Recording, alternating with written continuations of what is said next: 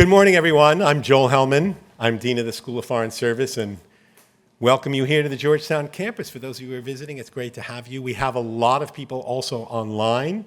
We have events that are starting here and beginning at Gaston Hall. Apparently, we already have students queuing for the Gaston Hall event, so maybe some of them are listening online while they wait for the next sort of set of events coming up. But I really want to welcome you here, and so glad that you did come, because I have to say it's entirely appropriate that we begin a day of celebration of the impact of Madeleine Albright, the UN ambassador, Secretary of State, and eventually really an American icon. But we begin with a panel of eminent professors really analyzing her influence on diplomacy and on the shape of the post-Cold War global order. For 40 years, Madeleine Albright was a professor of practice here at SFS. And she always insisted on giving as much weight to the professor part of that title as to the practice part of that title. In fact, I want to tell you a little story when the uncertainty of her illness forced her to give up teaching her absolutely beloved course, America's National Security Toolkit. I asked our former dean, Robert Gallucci, himself a distinguished practitioner, to step in at the very last moment, literally days before the semester started, and teach the class. Really, he had only a couple of days to prepare, but I said, look, I had assumed that Madeleine Albright had built the course around stories of her diplomatic experience, which, as everyone who knew her knows, was just myriad, guest lectures of those sort of steeped in policy crises, and of course highlighted by the famous simulation that she did every year of a foreign policy crisis in which she gleefully played the president in a bomber jacket. But I said to Bob, surely, I know you can't step into fill her shoes, but you've had a lifetime of practice. She's already engaged the teaching, the guest lecturers and the teaching assistants. Surely you can step in to lead the class. And he said, I'll do anything for Madeleine Albright. But then he called me up a little later in the day and he said, have you had a look at that syllabus? He says, in a lifetime, I couldn't read all the stuff that she packed into that one syllabus.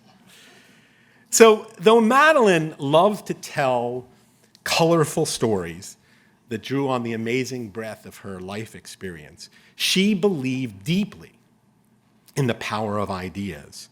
And those ideas were rooted in a powerful intellectual and academic foundation. And she immersed herself in the study of international affairs. And indeed, before her death, she came and was deeply committed to sharing her library, her personal library of books, with the students to keep on that legacy.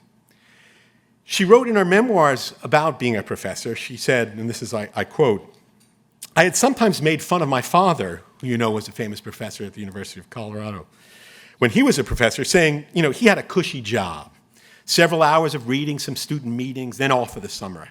How wrong I was. Every hour of lecturing had to be preceded by dozens of hours of preparation. Nothing can be more terrifying, and this is a woman who stared down dictators. Nothing could be more terrifying than a room full of bright young people, eager to learn, yet skeptical that there are things they don't already know. So as we begin to assess her life and her impact in a room full of bright young people and some not so young people here today, we really do need to look and start with an analysis of the core ideas that motivated and shaped her life's work, and the ways in which those ideas, once put into practice by her, shaped the very nature of the post-Cold War global order, an order whose future is now severely at risk, if not already torn to bits. I'm sure a subject we'll be discussing today. So that's what we set out to do this morning, and to do that, I'm so very pleased to welcome such a distinguished panel of professors representing the very best of international affairs, scholarship, and also many of the institutions that were central to Madeleine's life. So to get it underway, let me first now invite the speakers up and turn the microphone over to Professor Elizabeth Saunders, who's an extraordinary scholar in her own right and director of the Mortara Center for International Studies, where Madeleine serves as the Mortara Distinguished Professor of the Practice of Diplomacy.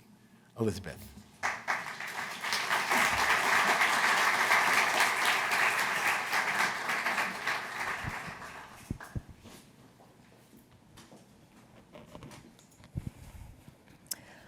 Thank you so much, Dean Hellman. It's a real honor to moderate this panel celebrating Madeleine Albright's life. And one of the things that really became clear when I arrived at Georgetown is just how central teaching was to her professional life and how much being an academic was central to her identity. And I came of age when she was first appointed, and I remember her appointment as the first female Secretary of State, and so was my kind of guiding impression of her. But it has become very, very clear that academics and teaching and engaging with students were absolutely central, not just to her job, but to her very identity.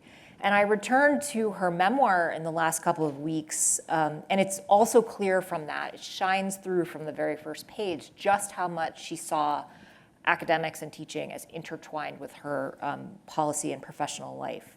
She writes in the preface to Madam Secretary, "While for some people diplomacy and foreign policy are acquired interests, I had them in my blood. My father had been a diplomat and also a professor, and from childhood I was his most avid student." So this is someone who really took this seriously, teaching and learning from the get-go. So when the dean asked the Mortara Center to put together an academic panel on her legacy, the first thing we thought was, she would have loved to be on this panel, right? She would have relished the chance to ask probing questions of all of these distinguished scholars. And so I'm sorry that she can't do that, but it's really an honor to be here today and talk about not just her policy legacy, but also her academic legacy. Instead of reading the bios of everyone on this panel, which you all have in your programs, I thought it would be better to share why we invited this particular group, because there are so many people we could have invited. But this group really represents two things. One, they each bring expertise to a particular part of the legacy that Madeleine Albright her legacy of shaping the world in the 1990s, but also her academic life and career, all the things that she was passionate about, democracy, diplomacy, human rights, the use of military force for hopefully good in the world. And they all represent institutions that were very dear to her heart. So let me just briefly introduce them along those lines. So first we have John Ikenberry, who is currently a professor of politics and international affairs at Princeton. But before he was at Princeton, he was a director of the Mortara Center and here at Georgetown. And his groundbreaking work on the liberal international order is central to understanding the world that Madeleine Albright shaped. Next, we have Angela Stent, who is a senior advisor and director emerita of the Center for Eurasian, Russian, and East European Studies and professor emerita of government and foreign service at Georgetown, so also from Georgetown. She also served in the Office of Policy Planning at the State Department during Madeleine Albright's tenure. And I recently learned that one of the first times they worked together was actually advising Geraldine Ferraro on the 1984. Probably have to explain who that is to most of the people. So we're delighted to have her, especially because she is an expert in, among many other things, Vladimir Putin. Next, we have Deborah Avant, who is the Distinguished Professor and C Chair for International Security and Diplomacy at the Josef Korbel School at the University of Denver. The school is named for Madeleine Albright's father, who was the first dean of the Graduate School of International Studies at the University of Denver. She's also an expert on civil-military relations and has written extensively about peacekeeping and the use of military force in this era. So It is a really wonderful confluence of both an institution that is very meaningful in this context and also her expertise. And she's also currently serving as the president of the International Studies Association, which is where that's the club that all the international affairs professors want to belong to. And finally, we have Stacie Goddard, who is the professor of political science at Wellesley College and the faculty director of the Albright Institute for Global Affairs at Wellesley, obviously another of the institutions that was very near and dear to Madeleine Albright's heart. And I had forgotten this, but I'll pretend like it was intentional. Stacie got her PhD at Columbia, which is also where Madeleine Albright got her PhD. So I think we may have every institution covered pretty much. And she's written widely, she's a scholar of war and power politics. She's written widely on legitimacy, international affairs, great power competition, and the future of liberal international order. So we have a really distinguished group, very meaningful, but also these are the people who know about the topics that we're going to cover today. So we've asked each of them to address a different aspect of the world that Madeleine Albright shaped, knowing that she would not shy away from difficult questions and talking about the challenges of her legacy and the legacy of the years that she was in public service. So we're going to start with John Ikenberry and talk about the role of democracy in liberal order. We know that, obviously Madeleine Albright had a long and distinguished career before she stepped really into the public eye. But the time when she really took the stage, the world stage, was a moment when the world was changing dramatically. In her memoir, she writes, "For most of my life, communism divided Europe, and I spent my academic life studying its effects, and once I was in office, I was able to help the newly democratic nations of Central and Eastern Europe, including the land of my birth, Czechoslovakia, become full partners in the free world." So John, can you give us sort of a broad, I know, can you just give us a broad overview of how she saw the role of democracy and in the world that she shaped and in the liberal order more generally? Thank you, Elizabeth, and it's great to be here. It's an honor to be on this panel with my distinguished colleagues and friends and to be part of this day-long celebration of the life work of Madeleine Albright. She was an inspiring presence on campus when I was here, and I fondly remember those encounters and those years. And of course, she has been an inspiring presence on the global stage. And indeed, on that global stage and in her academic work, what really does stand out is her commitment to, her passionate advocacy of democracy, but bringing a distinctive attitude and life understanding to democracy, a kind of pragmatic, hard-headed, at times even world-weary a defense of a world of democracies. Indeed, this, I think, is the thread. This is the thread that runs through her foreign policy vision. It's the thread that is amplified in her life experience as a political refugee from the tyranny and repression of war-torn and Cold War Europe.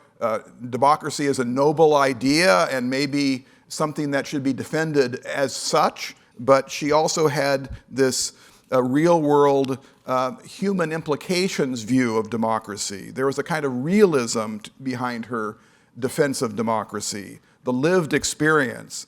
And in this way, her own life, her own experience from childhood onward was incredibly important, both in driving her understanding of democracy, entangling her ideas and her life together in interesting ways, but also a kind of way to tell the story of democracy through a first-person experience. So that comes through very strongly across the years.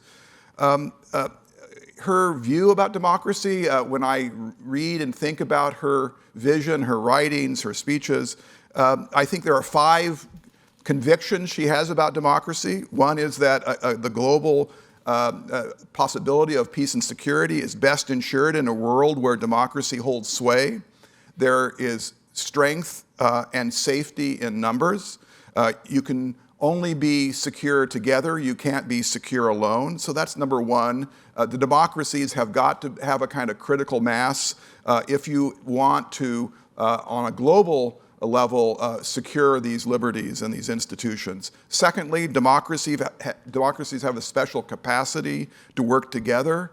The term community of democracy, democratic partners, democratic allies, those are terms that just come out of her speeches over and over again, the sense that we have a special bond and solidarity because of our like-mindedness. Thirdly, people around the world hunger for rights and freedoms. And she saw this in her homeland, in Europe, in Czechoslovakia and Eastern Europe. There is a kind of deep human craving for these sorts of values and institutions. Fourth, that liberal democracy nonetheless is fragile. You can't take it for granted. History has not ended. Tyranny, despotism always lurks in the shadows, and sometimes it comes out of the shadows, as she saw in her last book from 2019. And then finally, fifth, the U.S. has a special role in defending and promoting democracy. Yes, the U.S. is an indispensable nation. Actually, she did not coin that term. Her boss, President Clinton, at the ceremonies for swearing her in as Secretary of State, used it in his introduction to her. And as she tells it later, she, of course, made it her own term. And she was unapologetic about it. And I think she has reason to feel like, even to the very end, that was a view that she was quite proud of. She did think the U.S., her, in effect, adopted homeland, had a special role. She said in an interview in 2018, "My whole life story is that when the U.S. is absent, terrible things happen. When the U.S. comes in, good things are possible." So she was an optimist, but as she said, I also worry. So this was very much her view about power, and in the case of the United States, power as a leader can be very important. You can see these convictions playing out in, I would say, 4 different episodes or postcards from her life. One is as a child and young adult growing up during the Cold War. She saw in that period, as she says eloquently in her memoir, that there was a moral clarity that she got from living in that era of East versus West, democracy versus totalitarianism. Her parents, she said, taught her to love freedom. And she saw half the world imprisoned, and she saw the better life on the other side. Then secondly, in the 1990s, after the Cold War, she was in many ways the embodiment of the view that championed the welcoming of post-communist people into the West and NATO, European expansion. Again, unapologetic about NATO expansion, later unapologetic about the welcoming of China into the WTO. The argument was very much based on both values, that this is something that is a set of values that are not simply monopolized by the West, but a more pragmatic view that bringing newly reforming people into this fold will pay dividends to them and to us as well. And so there is, if you will, a theory behind Madeleine Albright's view about the expansion of democracy, that it's not simply spreading blessings of democracy, but putting people in institutions where civil military relations can be strengthened, the rule of law, anti-corruption, and so forth. Thirdly, in her years after her time at the State Department, she was the founding director or leader of the Community of Democracies. 100 countries, by the time she left that position, had been part of this non-governmental track 2, track 1.5 global gathering to learn from each other, to practice doing democracy, building on works that she did with the NDI, this, you might call it the nuts and bolts of learning how to do democracy, elections, citizenship rights, and so forth. She brought that into this larger setting, and that was a passion for her, living democracy as well as thinking and thinking about it as a scholar. And then finally, later in her life, she had this view about the worry of the rising tide of authoritarianism. And again, she was an optimist, but she thought we need to remember our history and to know that we've been here before and that we need to once again gird up the loins and step forward and defend democracy. I'll just end by saying Madeleine Albright very much fits into a tradition of what I would call liberal internationalism that stretches back to the 19th century, goes through the iconic moments after World War I, Woodrow Wilson and his generation, World War II, FDR, Sumner Welles, Walter Lippmann. There were people in each of these generations that made the liberal vision their own and brought it to the world stage. So did Madeleine Albright, I would say, in the 1990s. The collapse of, and in two ways she made it her own. She reinvented and adapted and brought forward this long tradition of thinking. Firstly, in the 1990s, she made the case for what I'll call an open door policy for newly democratic or states that are struggling to be democratic. The West is not a closed club. Liberal democracy is not a region. It's a set of principles that have no territorial boundary. The rule of law and so forth comes with it, and that's what is something that has a larger, wider demand. And she made that case in a very pragmatic way in the face of what do we do with countries that are coming out from underneath the yoke of communism. And then secondly, the role of women in democracy. The struggle for democracy, you can't leave one half of humanity behind. She had a very strong conviction, and I'm sure we will hear about it more today. Democracy and liberal society is most stable and successful when girls and women have the right to education and equal rights in the political space, opportunity. This is human rights. Of course, it's a human rights thing, but it's also a peace and security thing. It matters for the humans themselves, but it matters for humanity as well. And in that way, I think she made the promotion of democracy her legacy. Thank you. Thank you, John. So I think that's the optimist case, and it falls to Angela to maybe talk about the worry. So obviously we're in a moment of intense confrontation with Russia. Angela, you worked with Madeleine Albright at a time when U.S. relations with Russia were obviously a lot more hopeful. Yeah.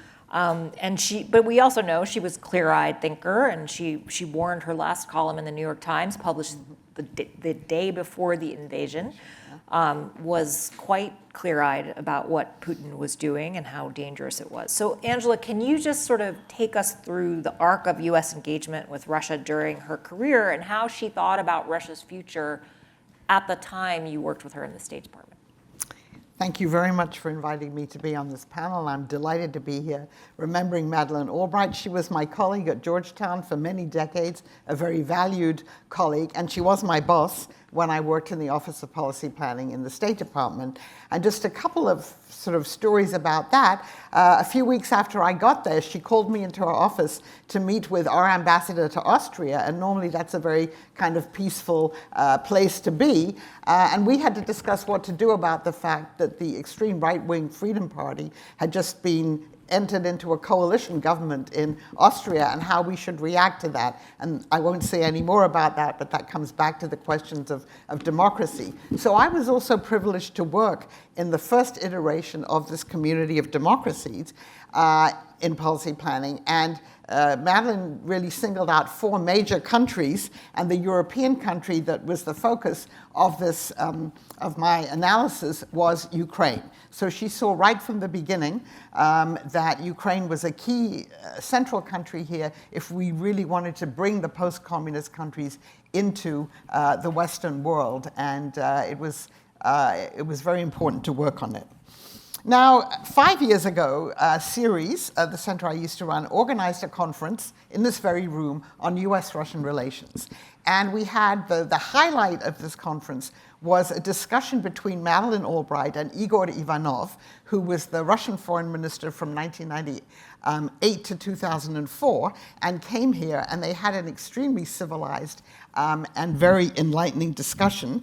Last night, I watched the discussion again 5 years later in preparation for this panel. I would urge any of you who are interested to go to the series YouTube channel and watch it, because it's really quite enlightening. Now, it was clear that they had great respect for each other, even warmth, even though they disagreed very strongly on a number of issues. Igor Ivanov called the war in Kosovo, which I'll say a little bit more about, Madeleine's war. It was something that he violently disagreed with, or not so violently, disagreed with. Obviously, the Russians didn't support what US and NATO were doing there. But despite the fact that they disagreed, it really was a very civilized discussion.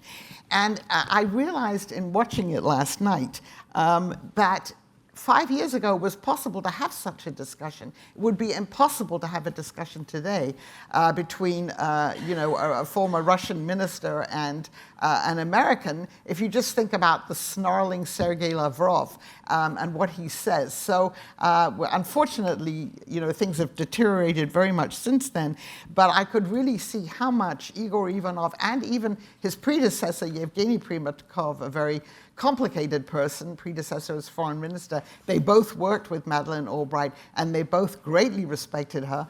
Again, if you want to watch the video of them at I think it's the Asia Pacific Conference, the APAC, where they all dress up and do karaoke, there's a famous video of Madeleine Albright and Yevgeny Primakov, very stern-faced normally, doing karaoke together. Now, one of the things that came out on this panel, and was very much a theme in her academic work as well, and her policy work, she did believe that a diplomat must always put themselves in the position of their opponents and try and understand the world in their opponents' terms, even if they disagree with it, but as a prerequisite to being able to negotiate with them. And I think that that skill is in very short supply today internationally. And so she described, for instance, during the height of the Kosovo crisis, and she happened to be in Moscow having very difficult discussions with Igor Ivanov, them going together, sitting in the Tsar's box at the Bolshoi and watching La Traviata. And so she again emphasized very much separating the personal from the professional, and even if professionally you could be very critical, the development of these personal ties was very important as a way of advancing American interests and advancing diplomacy. Now, her view of Russia, and John Ikenberry's already alluded to this, was greatly influenced, obviously, by her Czech background, about the fact that she had been a refugee twice from Nazism and communism. It was influenced by her father's experience, both as a diplomat and as a professor, and by her work with Zbig Brzezinski. He was her dissertation advisor. And so all of that, I think, very much influenced the way that she viewed the Soviet Union and Russia.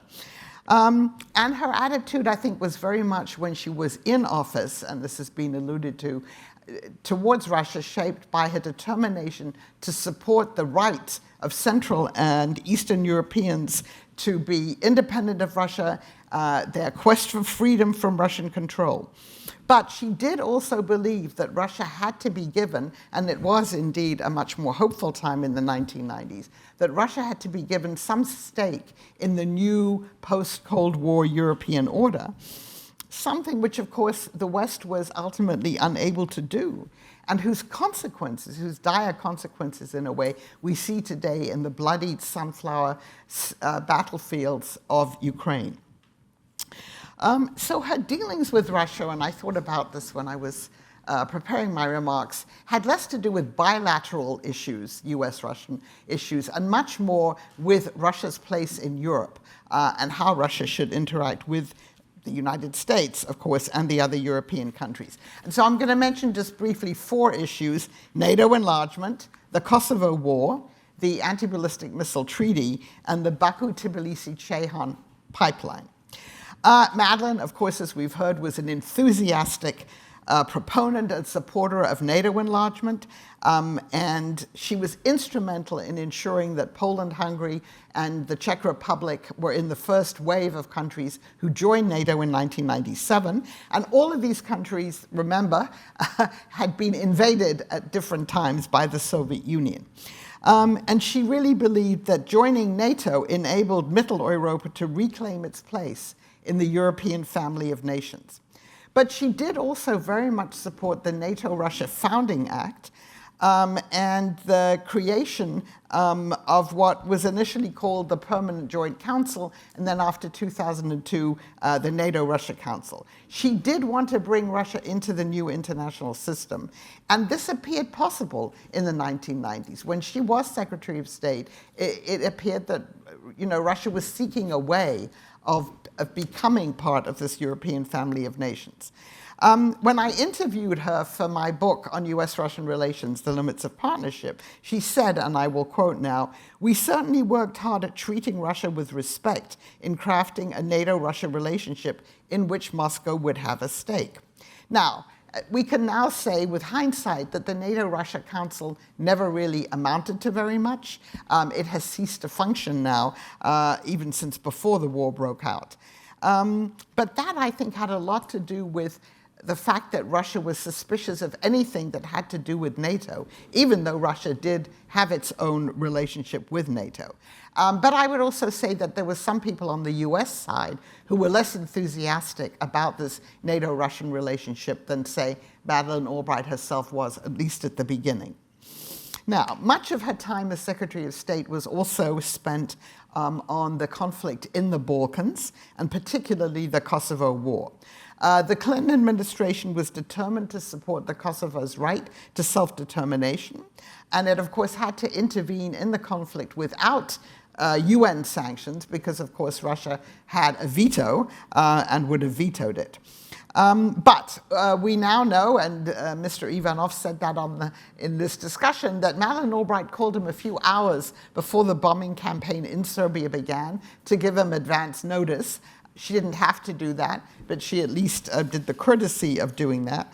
And even though, of course, the Russians supported the Serbs and highly criticized the US and NATO, she and Ivanov, in the end, worked with the former Finnish president, Matti Ahtisaari, to fashion a peace agreement at the end of this war. And this peace deal has stood, even though obviously the Russians have never recognized Kosovo's independence. And by the way, during this discussion, Madeleine Albright also said that every time she would meet with any Chinese official, and this is years after she was in office, they refused to believe that the bombing of the Chinese embassy in Belgrade was accidental. They couldn't believe that. They obviously believed that it was deliberate. Now, another major irritant during her time as Secretary of State was the Anti-Ballistic Missile Treaty and the US Missile Defense Program, which the Russians always said was directed against them and had nothing to do with Iran or any other country. And so the Clinton administration itself clashed with Congress over this issue. It was, of course, during the Bush administration that the US withdrew from the Anti-Ballistic Missile Treaty, which had really been a cornerstone of US-Soviet and US-Russian relations since 1972. And this was something I think that she worked hard to prevent that from happening, but of course it happened after she left office. And my final remarks have to do with the Baku-Tbilisi-Ceyhan pipeline, and I'm very aware of this now because just this week we've had Russia's apparent sabotage of the two Nord Stream pipelines. We can't say definitively, but Madeleine Albright was a great supporter of this alternate pipeline, the Baku-Tbilisi-Ceyhan oil pipeline, as an alternative to Russian energy going to Europe. The negotiations were very tough. But the pipeline was built. It's operating today. Azerbaijan has become a significant provider of energy for Europe, particularly now in the last 6 months. And I have a great quote from her at the time when she was negotiated, when these things were being negotiated, and she said, "We don't want to wake up 10 years from now and have all of us ask ourselves why in the world we made a mistake and did not build this pipeline." Now, let me come to Vladimir Putin finally. Madeleine Albright's time in office overlapped just 1 year with Putin. And we have to remember that in his first year in office, he appeared to be wanting to improve ties with the West and to become more integrated into the European system. But I would say her views of Putin soured as the years went by. A number of years ago, I participated in her foreign ministers group. You're going to hear some of the people speak today about what it was like to be in her foreign ministers group. And the subject at that point was Russia. And even then, you could really see her very concerned about the fact that Putin was really turning Russia back to its habitual, if you like, authoritarian system, and that the hopes for a greater integration with Europe and greater democracy in Russia were really being crushed by Putin. And she did say after the annexation of Crimea and Russia's launch of the war in the Donbass in 2014 that really everything had changed, that her view of Putin, which had been souring, had really changed by then. When my book, Putin's World, came out a couple of years ago, she had me speak to the board of the National Democratic Institute. And certainly when I listened to her estimation and evaluation of Putin, it was really quite harsh. And she was very, very concerned about what was happening both domestically inside Russia and about Russia's much more aggressive foreign policy. I know that she was following with great concern the events in Ukraine. You referred to them as her last op-ed. I heard President Clinton, after she passed away, say on television that in their last conversation they discussed the Ukraine war, and maybe President Clinton will talk about that this afternoon. So I would say that Madeleine Albright had a realistic and a wary view of Russia, but during her time as Secretary of State, she did work hard to maintain a dialogue with her two counterparts in Russia, Primakov and Ivanov. And she invested a considerable amount of time in trying to improve the dialogue with Russia and have it become more part of Europe. But I think she ultimately realized that hopes of integrating Russia into Europe, into the West, were misplaced, and that the heavy hand of Russian autocracy and imperialism had resurfaced after the Soviet collapse. Thank you, Angela, for that was a tour de force of her view of Russia, and I think really the hope and worry simultaneously, and just her realism about Russia and her foresight with the pipeline and so forth really shines through. So thank you. You alluded to the war in Kosovo, and I want to turn now to the use of force in the Albright era, which was really quite remarkable. The 1990s were an era of frequent military interventions. I think one scholar has noted it was basically an intervention every 18 months or so in the 1990s. Not all of that time was when she was Secretary of State, of course, but Madeleine Albright often pushed to have military force as an option, as a tool for U.S. foreign policy, often in the service of protecting the vulnerable. And this was also the era, the unipolar moment, where there was not really another great power challenger on the horizon. The Soviet Union had collapsed. And so this was really a new time for U.S. civil-military relations, which is a topic that, Debbie, you're an expert in. So can you give us, Debbie, a sense of how Madeleine Albright thought about the role of the U.S. military at this moment where it seemed like great power competition was at least temporarily on the wane? Right, thank you. And thank you so much for having me. I'm really honored to be on this panel. As Elizabeth said, I first sort of came to know Madeleine Albright more as someone I studied when I was sort of looking at peacekeeping missions in the 90s.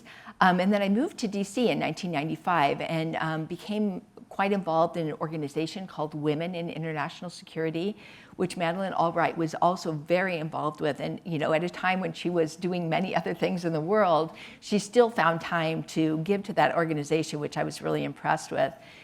And then when I moved to Korbel, I got to know her a little more personally. I had a chance to chat with her, learn that we both love Toblerone chocolate bars.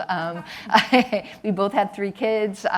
Anyway, and so it's been really interesting for me to kind of reflect back on my thoughts about her in the 1990s with this sort of different sort of knowledge that I've grown to have over the years. So as I sort of think about her role with respect to the use of force, I really think it has two themes that we can sort of learn from when we're thinking about her academic legacy. And one is a typical one that Elizabeth just mentioned, that she embraced the use of force as a tool for achieving American goals, and often saw American goals as very much connected with and endorsed by sort of the global community. But the second has also been already brought up by both panelists, is this kind of pragmatism. And I take pragmatism in the more sort of philosophical, Dewey-like way as both experimentalism, a willingness to use a lot of different tools, sort of a recognition that there's not just one goal, there's lots of other goals along the way. And then finally, kind of real focus on relationships.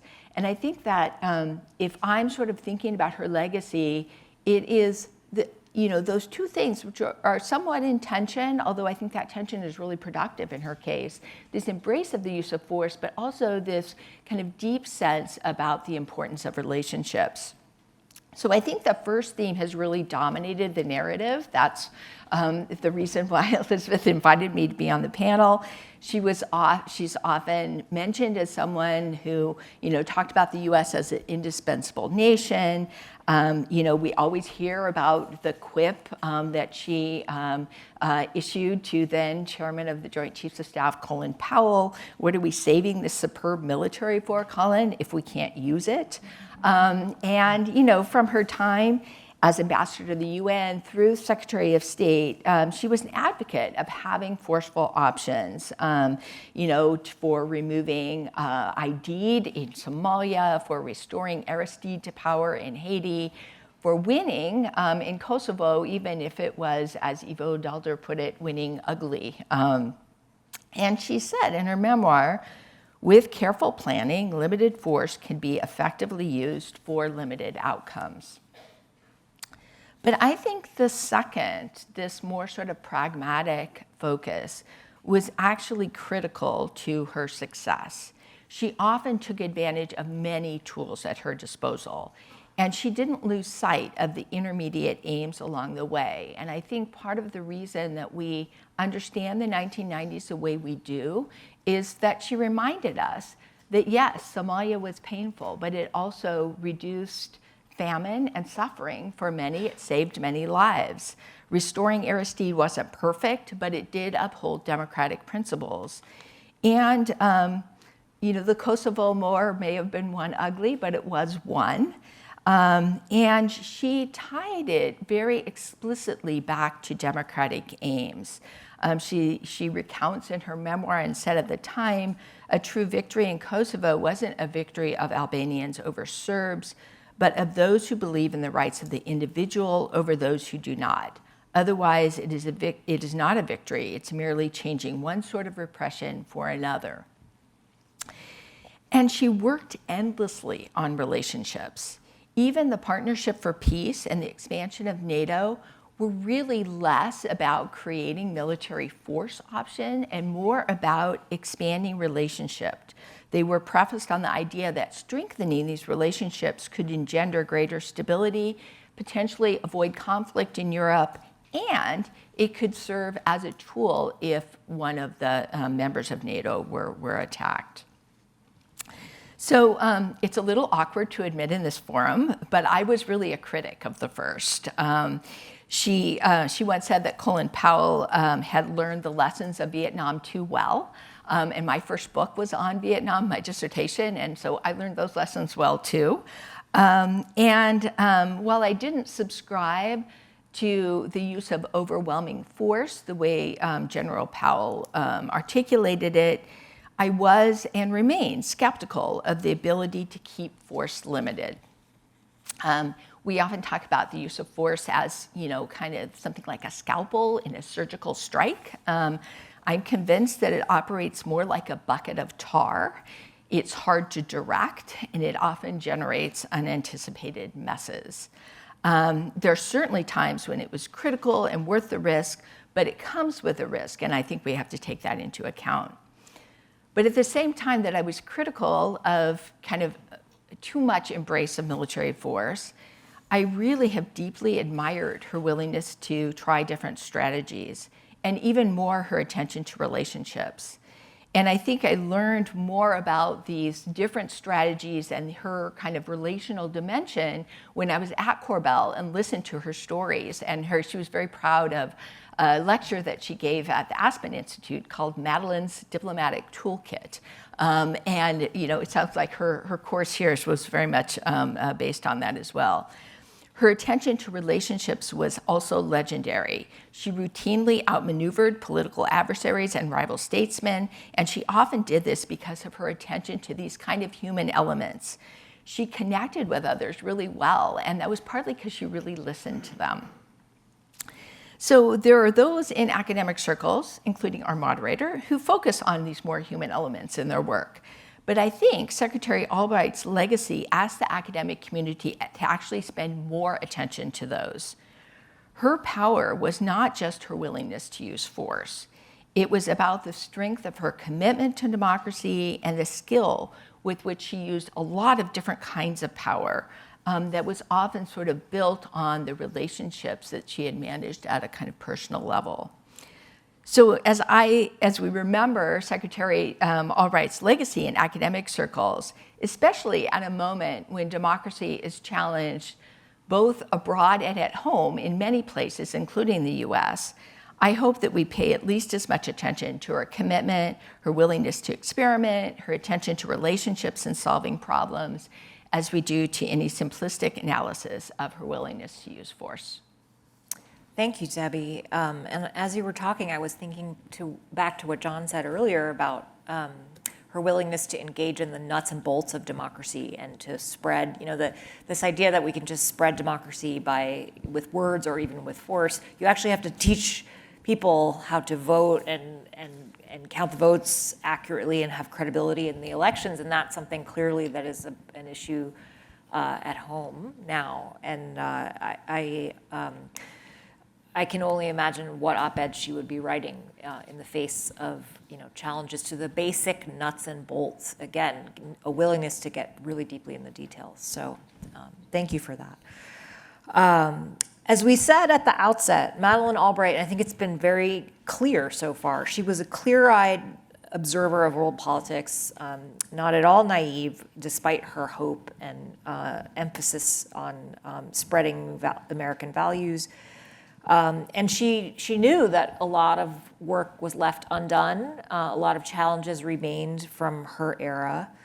And she wrote about Putin's invasion on the eve of his invasion. And I don't think that there would be a lot that would have surprised her even in the last year. So I've asked Stacie Goddard, who's written so widely on power and great power interactions and how great powers deal with rising powers and challenges, to talk about what Madeleine Albright would make of her legacy and the challenges that emerged from it, the issues that we're still dealing with today that have their roots in the events of the 1990s. Yeah. And first of all, I just want to thank you and thank Georgetown for having us here today. It's really remarkable to be able to think about the legacy of Madeleine Albright, not only as a diplomat, but also as an academic and an educator. And as an academic myself, I feel like Madeleine Albright has always been a part of my life. She became UN ambassador and then Secretary of State when I was a college student studying international relations. She became an object of my study as well as I moved into graduate school and then became a professor at Wellesley. And then, honestly, most remarkably, having her as an influence when I stepped into the role of faculty director of the Albright Institute at Wellesley College. I got to see her as a teacher, giving lectures and talking to these 40 fellows that we bring on every year, which is just really amazing. But I also got to see her mind work as an academic and a scholar. And I have to admit that in many ways that was surprising to me. I thought that I was going to be meeting somebody who would be defensive about her own policies, not analytical in the way academics are, and that was far from the case. She was always willing to see the types of challenges in international affairs, and she was also willing to be able to talk about the ways in which policies, even policies that she had really kind of authored, were part and parcel of those challenges. It was no secret to her that in the last 5 years, if not the last decade, there have been increasing challenges to the world she shaped, to this liberal international order. And perhaps, again, more surprisingly, she was able to talk about those as stemming from the policies, her policies, and the ways in which she might think about addressing them. Again, to this theme of she was certainly not naive, and she was ready to think about how you jumped in and did the hard work. And I want to talk, in many ways, this draws off all the comments that have already been made, the way in which she saw these challenges in 3 different areas. First, the challenges of humanitarian intervention, the challenges of external states and revisionist states within the international order, and then concluding on how she saw the democracy in the liberal international order and the challenges in the way the liberal international order in many ways had generated these challenges to democracy. So first on this question of humanitarian intervention, again, as Debbie says, this was very much part of her portfolio as Secretary of State. She very much believed that adhering to liberal principles and principles of human rights did mean on occasion the United States needed to intervene and needed to intervene with force, as the United States did in the Balkans, and as the United States would come to do after her term had ended in Afghanistan. And she was more ambivalent on Iraq, but even was very much concerned about Iraq. Obviously, humanitarian interventions are not without unintended consequences, and arguably these consequences have even destabilized the order that she built. We can think about ongoing tensions within Kosovo, for example. Recently, over the summer, fights over sovereignty between Kosovo on the one hand and Serbia and Kosovo on the one hand and resident Serbs on the other. Obviously, ongoing turmoil in Afghanistan with the resurgence and now the takeover of the Taliban.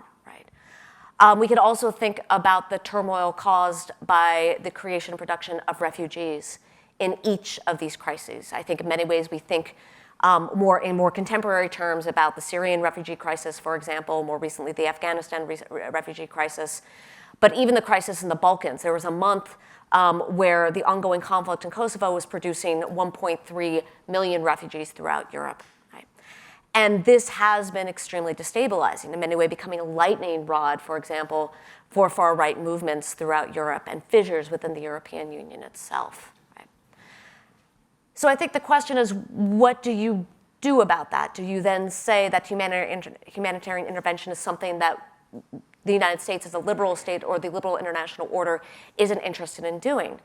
And my sense from talking to Secretary Albright about this as she looked back on her own legacy was that it's not simply about the intervention, and this goes to your point, Debbie, it's about doing the work afterwards. It's about keeping on the ground, keeping the practices going, empowering those who are not empowered. She was extraordinarily dedicated to the end of her life, for example, to women in Afghanistan, right? And she was dedicated, for example, to making sure that people who needed to get out of Afghanistan could get out. So for her, it was both doing the hard work as a country as well as doing the hard work as individuals. So I think that she was somebody who understood the unanticipated consequences, and she would argue that they were worth it. The second challenge that I think she recognized was the way in which the liberal international order might actually be, in some ways, responsible for current external revisionist challenges, whether or not those challenges are the kind of really explicit challenges of Russia and Ukraine, or even thinking about China and the way in which it has contested some of the norms of the liberal international order. It's kind of become a bit of a cottage industry, I think, to criticize the 1990s and the policy of the 1990s for, at best, being a little naive about what the liberal international order could do with countries like Russia and China, and at worst, empowering and emboldening these countries, whether or not that was through NATO expansion into the East, or whether or not that was bringing China into organizations like the WTO and giving them the type of financial power that China now has. And here again, I think that Secretary Albright recognized that this could be an unintended consequence of the liberal international order. And having recently gone back through some of her speeches, for example, about China entering into the WTO, she wasn't naive. She actually said, okay, maybe China could liberalize because of this, but then goes on to say it wasn't likely. It wasn't likely. that this could be the type of outcome. So does that mean that the policies were wrong? And I think what she would press us to do is try to think about, well, what's the counterfactual? If you were to exclude China in the 1990s, do you continually have, for example, something like the 1995 Taiwan Straits crises over and over and over again? If you immediately exclude Russia, what does Russia look like financially? What does Russia look like? What happens if you don't expand NATO, for example, to the Baltic states? Okay. What do you do now? Well, I think I watched her encourage our students to think about this, that how do you continue to shore up a liberal international order of democracies, but still have, and this is a theme I'll return to in a moment, empathy and understanding for states and other interests. That is to say, how do you actually stand true to liberal principles, but understand that you also have to create space for cooperation with these other great powers to understand that you're no longer in this unipolar moment. And finally, I want to speak to the way in which the liberal international order may have produced challenges to democracy, which might sound strange because the liberal international order in some ways should be about democracy. And I want to take here the Secretary's commitment to multilateralism. She was such a committed supporter of multilateralism and multilateral institutions. And she remained so to the end of her life. But one thing that she also recognized was the way in which the legacy of the 1990s had left institutions that people didn't necessarily feel connected to. Right? The WTO, for example, might be an amazing success, but it's also an unwieldy, technocratic organization. And it's one that it's been very easy to cast as some sort of enemy of a national interest, right? And this is in many ways precisely what far-right opponents of democracy have done. They have taken institutions like the WTO, they've taken institutions like the EU, they've taken institutions like NATO, and said this is no longer delivering a public good or a collective good. It's actually undermining the collective good of the people. And thus, a real democratic movement is one that recaptures these nationalist interests. Right? And I think at the end of life, one of the things that Secretary Albright was grappling with is how is it that supporters of these institutions, how can they begin to craft a message that explains why these institutions are not just these technocratic entities divorced from the public good, but how they actually serve the democratic interest of a people. And I think that's, in many ways, what merged her kind of personal commitments with her diplomatic and her academic ones, is that sense of empathy.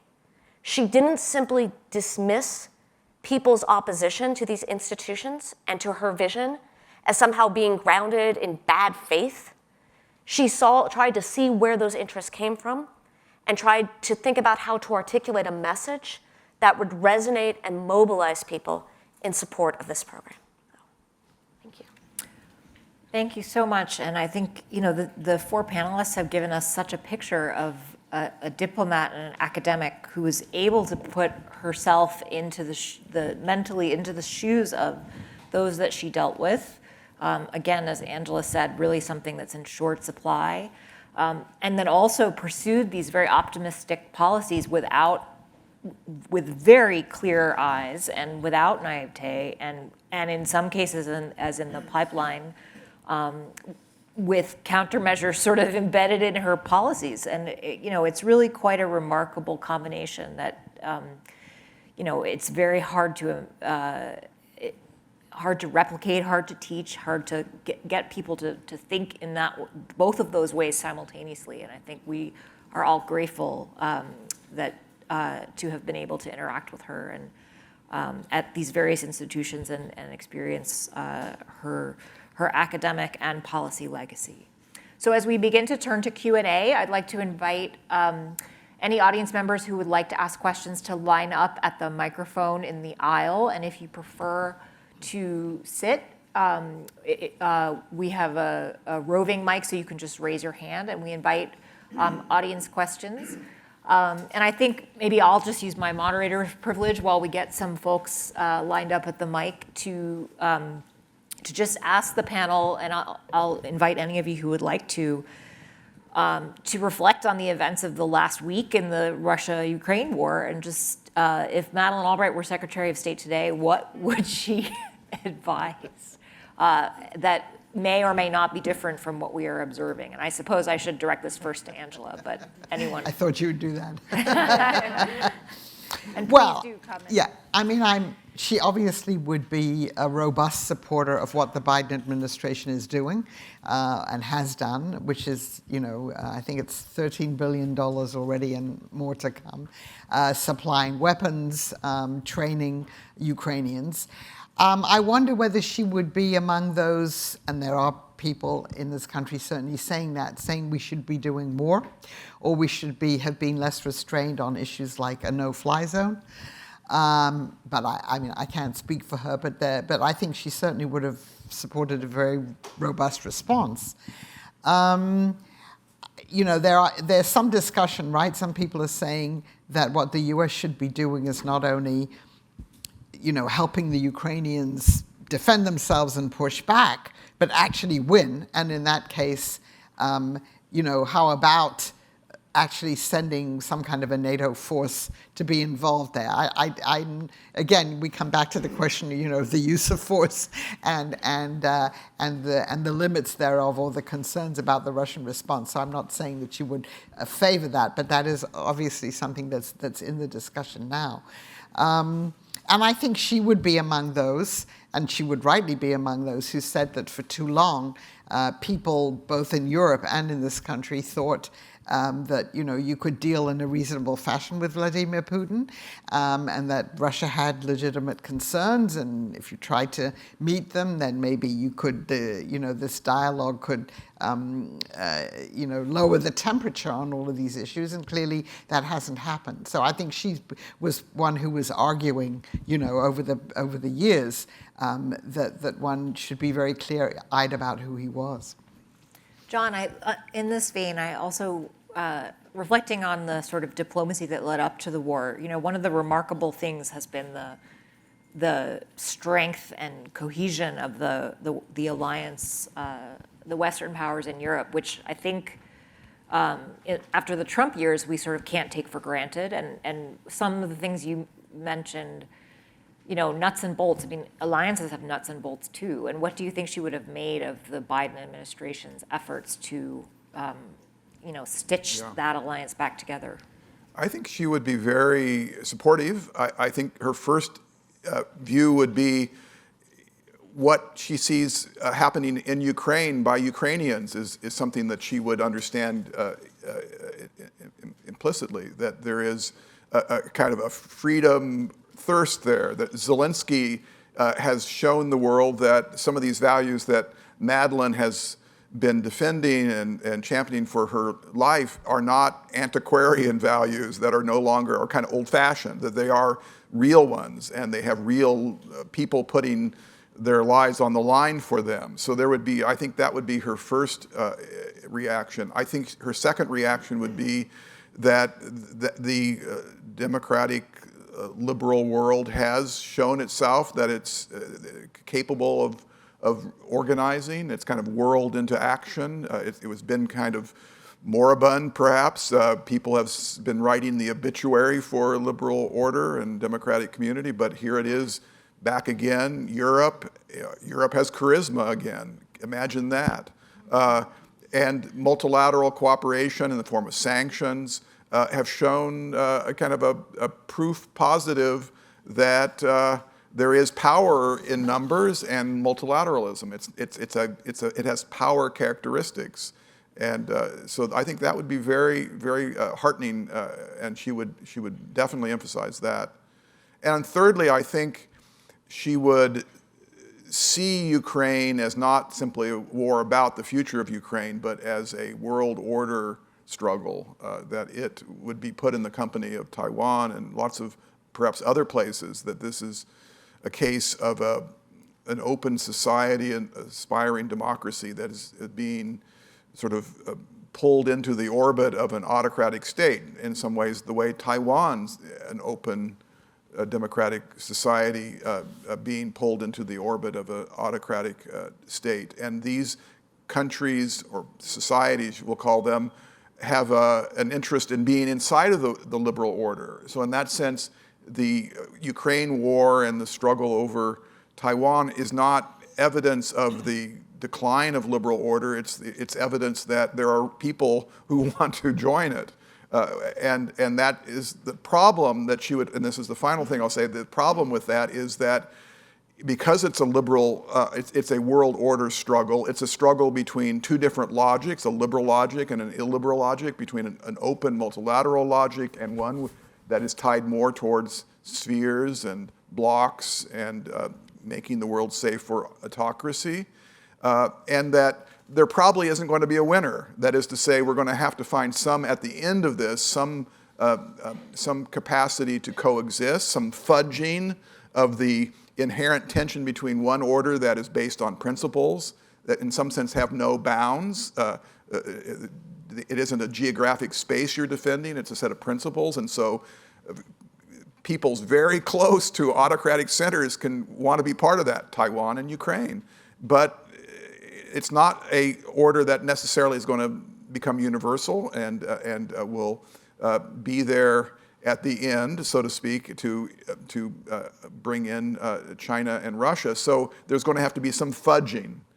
And I think she would use her diplomatic skills to think of some way to find a stable outcome that would entail some, if not concession, some understanding that you need to, in the name of stability and worst case outcomes, concede, compromise, fudge a little bit on the interstices of these two logics. Diplomacy is nothing if not fudging. Indeed. I did want to also ask both Debbie and Stacie, turning to sort of the challenges from within. I mean, you can't help but look around the world and see, you know, in the UK, for example, which is in the middle of quite literally in the middle of another in a series of crises precipitated by this populist instinct, Brexit. And Stacie, I know you've written about Northern Ireland, right? This is a relatively stable outcome of a civil conflict that, you know, stabilized as a result of a process in the Madeleine Albright era that is now, you know, has been put at risk and may, you know, in the future. Everybody thought the Liz Truss government was going to, the first thing she'd do was on Northern Ireland, not on the economy as a whole. How do we, and you know, Debbie, this also gets to some of the comments that you made about, you know, the use of force, and we're now in an era where the United States would be potentially challenged if it tried more directly, I think, if it tried to use military force in overt ways that it did in the 1990s. How do we think about, you know, the challenges from within and, you know, the fire, you know, the calls coming from inside the house, so to speak, and the checks that would be on some of the options that we might have for dealing with these issues?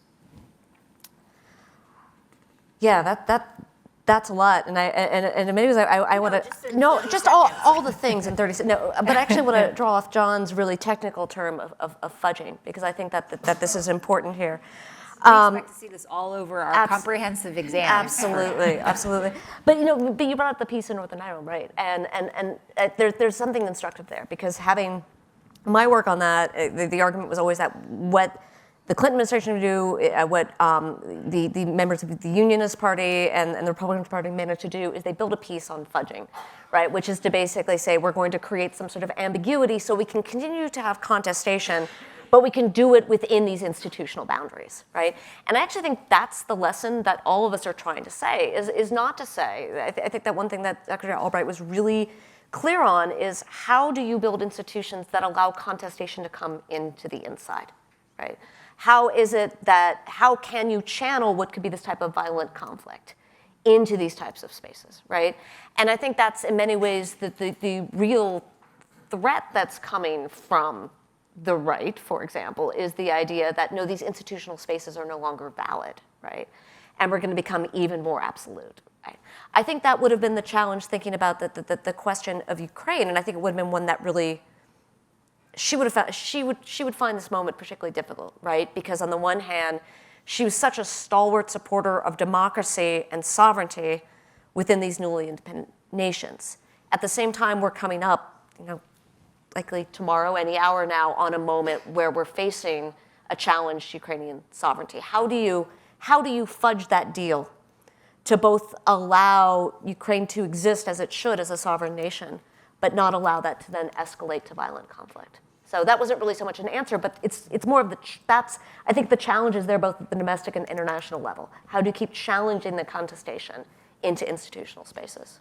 I'm thinking there's going to be an article called Fudging in the Shadow of Nuclear Conflict from one or all of you in the next That's my title. I just wrote it down.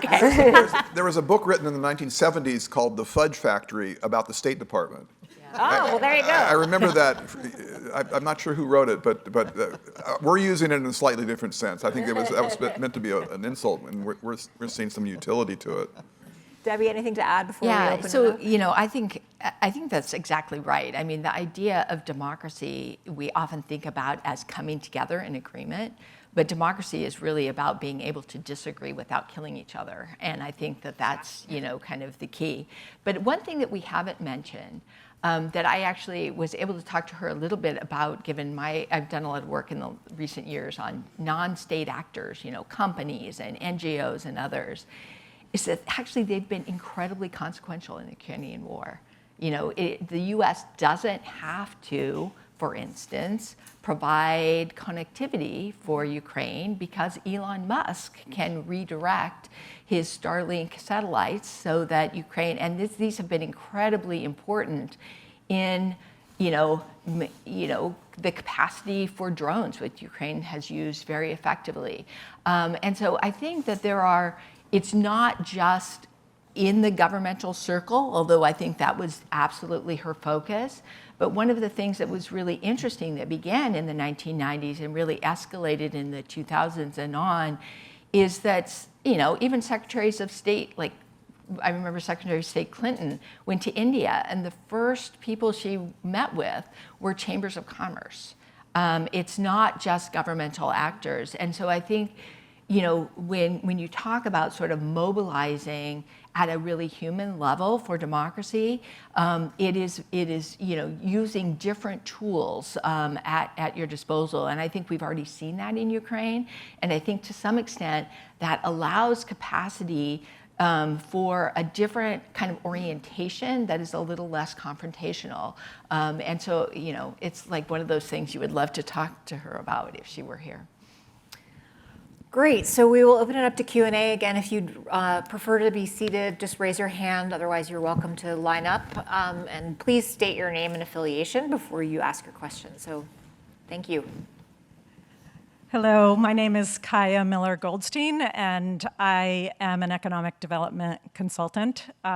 Also went to the MSFS program, graduated in '94, was lucky enough to be here when Madeleine Albright was a professor, and lucky enough to be part of the Donner Group for Women in International Affairs, where we literally got to go every Wednesday or monthly to Madeleine Albright's house, sit around her living room and hear interesting stories from her and her friends, and it was an amazing, amazing opportunity. One of the things she said on one of those occasions was, never go to a meeting and not say anything.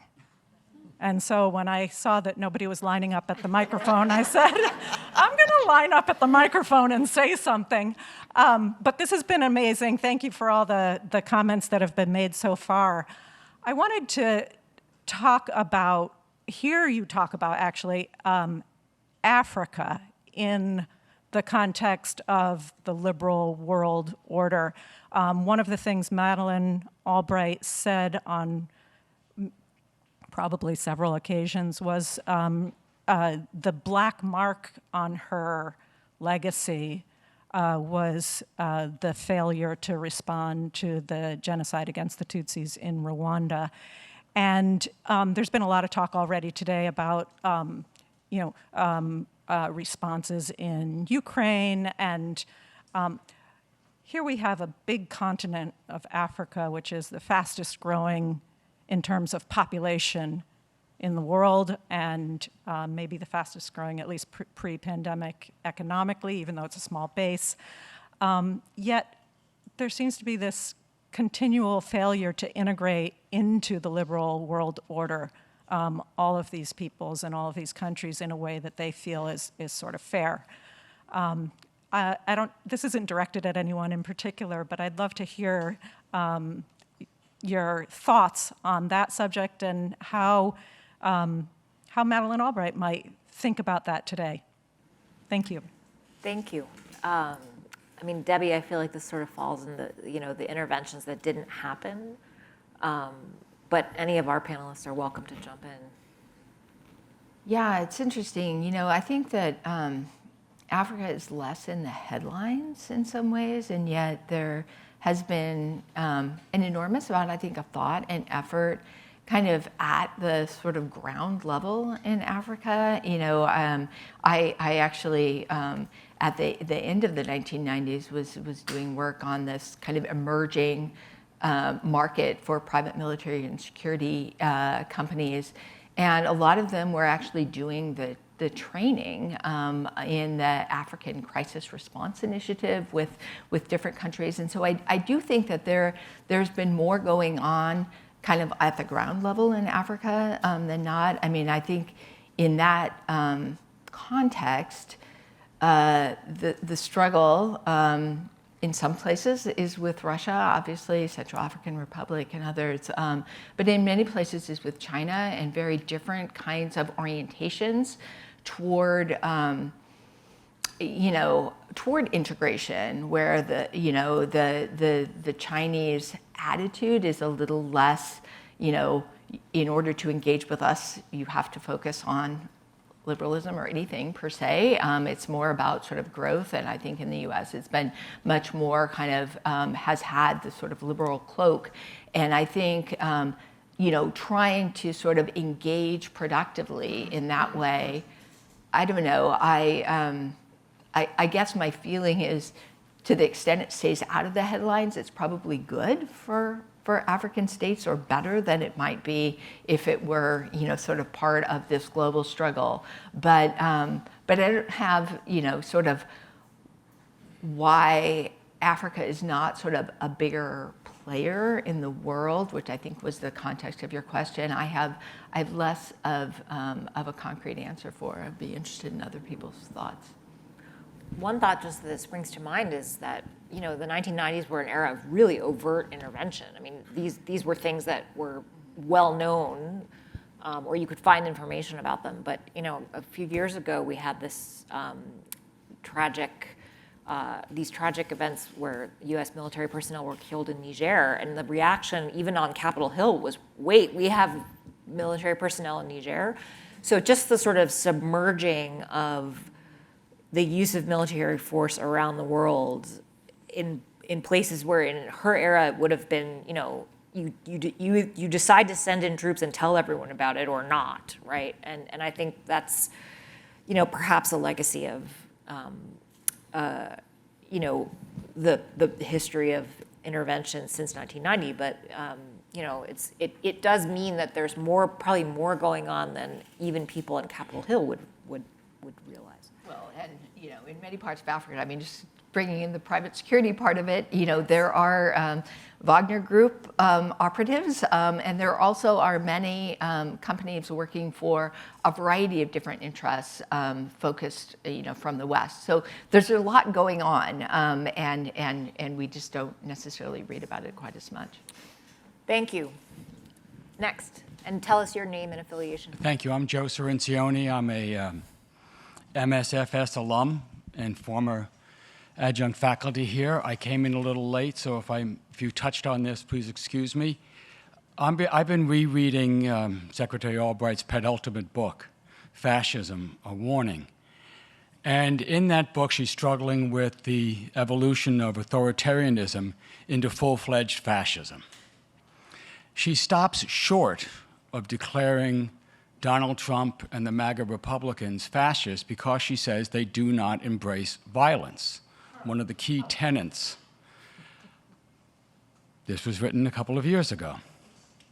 If she were around to issue a updated version of that, how do you think she'd be looking at the spread of fascist ideology and movements both here and abroad? John, do you want to try and tackle? I would be glad to defer. It's the question of the day, really, in many ways. Stacie?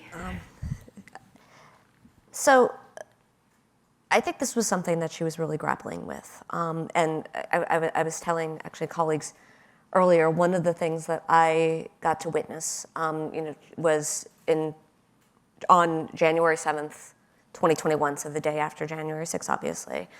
Our winter program was full in session. We had all of these students, and I quickly organized an academic panel to talk about the insurrection. And I let her know I was doing it, and she said, well, I'd like to come listen. And then it became clear that she was going to participate. And it was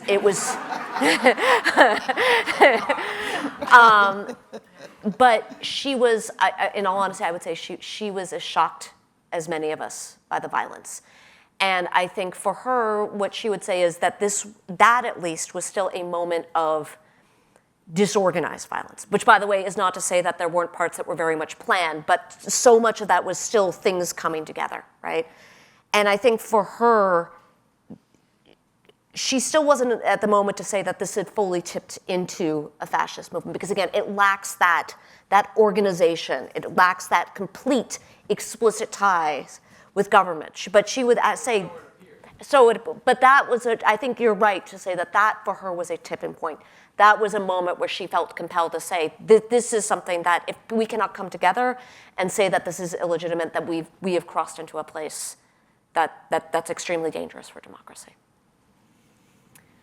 Thank you. Next. Tell us your name and affiliation. Thank you very much. My name is Mitchell Ferris. I'm a graduate of the German and European Studies program here in SFS this year, and had the great privilege last fall of taking Secretary Albright's course. I think, I know for me, I'm sure for many others who took that course, it was the highlight of their time at SFS, and simulation was a lot of fun. I can say that firsthand. My question is about nuclear weapons. Actually, we spoke about the use of force, and we're seeing, Vladimir Putin implying that he may use nuclear weapons in the Ukraine war. And so I'm curious, from Albright's perspective, how you think she would be thinking about this issue, but also not just in the context of that war, but the threat from North Korea and potentially China as China modernizes its nuclear arsenal. Just curious how you think she would be thinking about all of these issues and how she might shape U.S. foreign policy in that regard. Thank you. Thank you. Told you, fudging in the shadow of nuclear weapons. John, you want to take that one? Well, I think she would be as alarmed as the rest of us are, and I'm probably surprised that the crisis of the moment has led to ever more erosion of these what we thought were established norms about nuclear weapons. If you think about Iraq more generally, if there are any principles of world order that we thought maybe had been entrenched in the post-Cold War world, number one, you don't use force to annex a neighbor's territory, you don't use military force to slaughter civilians as a tool of war, and you don't threaten to use nuclear weapons. In some sense, those are that's the holy trinity of what a stable, modern international order needs to have as norms that are widespread. And in some sense, you see Putin violating the second and third and threatening to violate the first. So I'm not sure what her agenda would be to rebuild the taboo, to restart the negotiations. We have several people in the audience who probably could say more about what are the steps that we need to take that go forward. But I would think that she would be quite alarmed by how far we've come back from when she took office. There was the end of the Cold War, this really extraordinary linkage of the settlement of the Cold War to a positive vision of reciprocal arms control, even with terms like disarmament used in good company, so to speak. There was a real sense of bringing levels down and making that it not just a one side loss, which she always thought was the wrong way to think about the end of the Cold War. It wasn't a victory.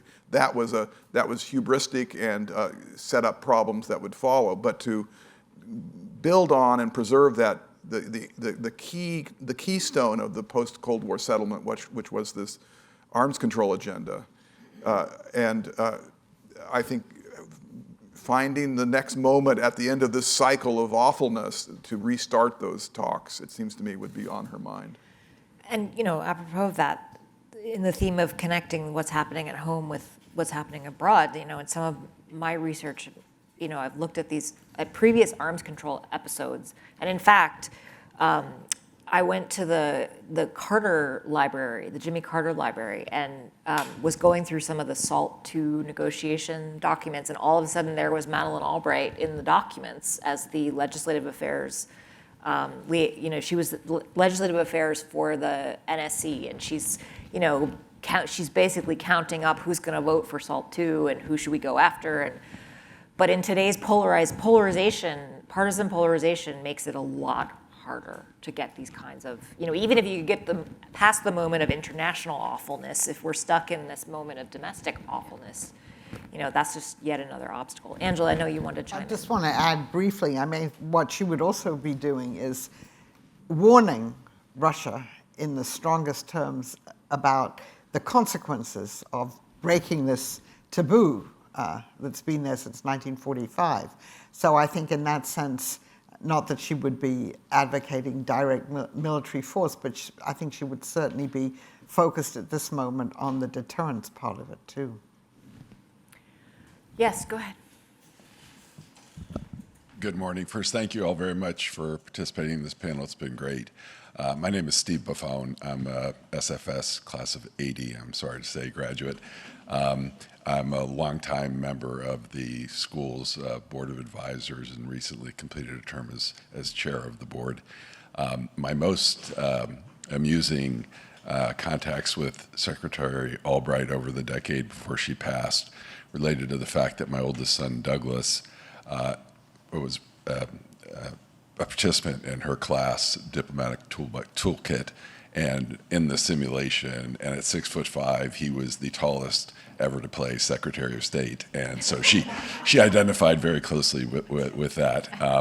My question relates to Russia's war in Ukraine and seat, obviously, as a permanent member of the UN Security Council, and whether you think that as a result of Russia's aggression and war crimes that Secretary Albright would push, even if this isn't achievable, would push for Russia to be stripped of its seat, permanent seat. In the interest of time, maybe we could just have the other questions quickly, and then we can just ask the panel to have a lightning round. Thank you. Hi, everyone. My name is Stephanie Cannon, and I'm a current student in the Security Studies program. And my question is if there were any lessons, either professionally or personally, that you all learned from Madeleine Albright, as it seems that as strong as a professor she was, her lessons extended much beyond the classroom to every person that she came into contact with. Thank you. And my name is Elizabeth Boyvid. I'm a graduate of the bachelor's program and the SSP program here at the Walsh School of Foreign Service. I'm also a former student of Professor Albright. And you talked a lot about the Madeleine Albright's legacy post-Cold War era. And I was hoping to hear about a little on your thoughts of the lessons from that era and maybe what we could have done differently to avoid the outcome that we have today and how we apply those lessons to the future. Thank you. Great, and very last question. Hi, my name is Miriam. I'm a freshman in the college studying political economy. I just want to know, we've talked a lot about Madeleine Albright's legacy today. I just want to know what kind of a mark you think Secretary Albright's direct involvement in the sanctioning of Iraq and in the deaths of 500,000 children that followed leaves on her legacy. Thank you. Thank you. So, this is in 30 seconds. Let's. Maybe we could just do a lightning round down the line and take any or take maybe one of the questions and any last thoughts. I don't think she would, and I'm eager to get my colleagues' views, push for kicking Russia out of the Security Council as a permanent member, precisely for the argument that Stacie was making, that you want to build institutions that bring the conflict inside, and secondly, and to put Russia further into the wilderness is dangerous. And secondly, there will be a Russia after Putin, and one has to start at some point thinking about how the good people of Russia can be brought back into international society. And I'm not sure the dramatic step, and I know it's being discussed, but I actually don't think it can be done, even if you wanted to do it. But I don't think she would see it as a positive step in investing in future relationships, which she cared so much about. That's a guess. So we should remember that the person who insisted on having a veto right was Joseph Stalin when the UN was being set up. Roosevelt was was more lukewarm about it. I think you could make an argument. I agree with you that probably she wouldn't have thought that Russia should be kicked off the Security Council precisely for those reasons. But I think clearly this issue of whether any permanent member of the P5 should have a veto right, maybe that needs to be reconsidered going forward, since the UN has been unable to really affect anything in the course of this dreadful war. Let me just say one more thing about what might have been done differently in Russia in the 1990s, and that probably is some of the economic advice that was given by the United States, particularly to people in Russia, the shock therapy, and the fact that for a large number of Russians, the 1990s was a time of impoverishment. I mean, some people became fabulously rich, but most people didn't. And that is why Putin has been able to draw on this and to tell the Russians the 1990s was a time of humiliation, we were poor, and it's all the United States' fault. So I think that in that era, we could have done things differently. Dean Hellman is an expert on this, and I think he could say something about this too. Any last thoughts, Debbie? Yeah, so I just wanted to address briefly the question of, kind of the lessons that I might learn from Madeleine Albright, and it goes to, actually all of these, is that there aren't easy answers to most of these questions.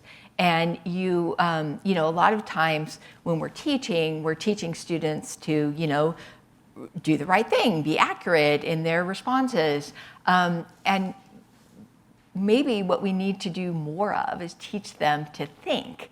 And thinking isn't just, answering the right way. What did, E.H. Carr say about X, Y, or Z? It's more about how do you understand everything you know and how it interacts with what you've learned in order to sort of give you some sort of judgment. And I think that is something we can do with our students, but it's also something we can do as citizens that matters for democracy, and something that, as statespeople, there's no right answer right now in Ukraine. It's about a relationship with a really toxic, problematic person leading Russia, a sort of very energetic and concerned citizenry and leader of Ukraine, and how do we sort of manage that in a way that we don't have, more of a full-fledged war or a nuclear event. And so I think that those things, we all should be thinking about them, and there's no easy answers, but encouraging critical thinking is really important. No such thing as a free lunch in U.S. foreign policy. Stacie. Yeah, and I actually just want to build off that, which is in many ways, it's almost lessons of temperament, and it's understanding that any action that one takes in a complex system, such that we live in, is going to produce unintended consequences. And when you're also talking about not just being one actor, but an actor who's powerful in what in the 1990s was the most powerful actor in the international system, those unintended consequences might themselves be tragic. So the final lesson I learned is the ability to look at that, to understand that that's going to happen, and then try to figure out how do you move on from that point.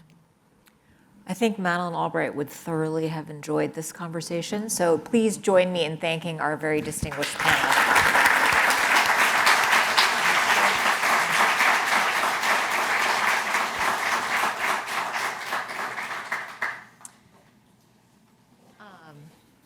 Thank you very much, and I believe the next item on the program is lunch in Red Square, and then the afternoon program begins in Gaston Hall at 12:30.